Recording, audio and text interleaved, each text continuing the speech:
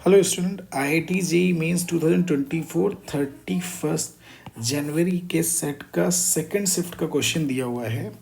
और let f such that R2 0 to infinity be strictly increasing function such that x tending to infinity f7x upon fx is equal to 1, then the value of this. अब देखो ये question आ गया।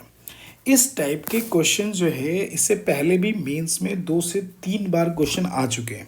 अगर आप लोग ने PYQs वगैरह सॉल्व किए होंगे तो इस टाइप के क्वेश्चन आपको मिले होंगे।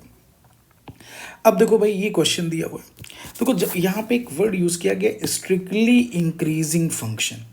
यानी स्ट्रिक्टली इंक्रीजिंग फंक्शन का मतलब क्या हुआ कि कोई भी फंक्शन यानी कि ये ऐसा हो जाएगा या आपका दिस वे, ये या आपका ऐसा, यानी कोई भी फंक्शन स्ट्रिक्टली इंक्रीजिंग फंक्शन दिया हुआ है। स्ट्रिक्टली इंक्रीजिंग का मतलब एक बार एक्स की जो वैल्यू आ गई वो दोबारा वैल्यू अब नहीं आएगी। पक्का? तो अब आपने ये बात की कि अगर देखो यहाँ पे एक्स टेंडिंग टू इन्फिनिटी पे हमसे बात की जा रही है, तो अब हमने कहा यार स्ट्रिक्टली इंक्रीजिंग फंक्शन है, तो अगर एक्स टेंडिंग टू इन्फिनिटी पे बात कर लें, तो अगर देखो ये अगर इस डोमेन के लिए बात कर ले रहे हैं, चूंकि हमें एक्स और फंक्शन पॉजिटिव भी दिया हुआ है, तो x 5x और 7 के लिए अगर हम x के लिए बात करते हैं, अगर x ग्रेटर देन 1 है तो सबके लिए ये ट्रू होगा कि नहीं होगा? क्योंकि x टेंडिंग टू इन्फिनिटी के लिए हमें बात करनी थी, तो हमने कहा अगर x टेंडिंग टू इन्फिनिटी है या कोई भी बड़ा नंबर, बड़ा से बड़ा नंबर है, तो x स्मॉलर होगा, उससे ग्रेटर दिस होगा, ये हो जाएगा। ठीक है, अब देखो ये आ गया।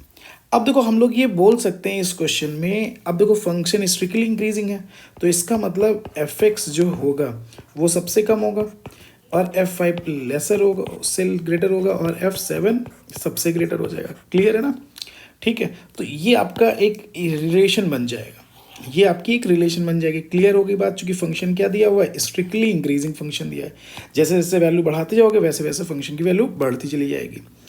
अब देखो इन्होंने कहा भाई डोमेन कितना दिया यार, और को डोमेन कितना दिया हुआ है, 0 to इन्फिनिटी, यानी इसका हमेशा fx क्या होगा, ऑलवेज ग्रेटर देन 0 आ जाएगा। यानी fx हमेशा पॉजिटिव है, कुछ भी रख दो x की वैल्यू हमेशा पॉजिटिव आएगा।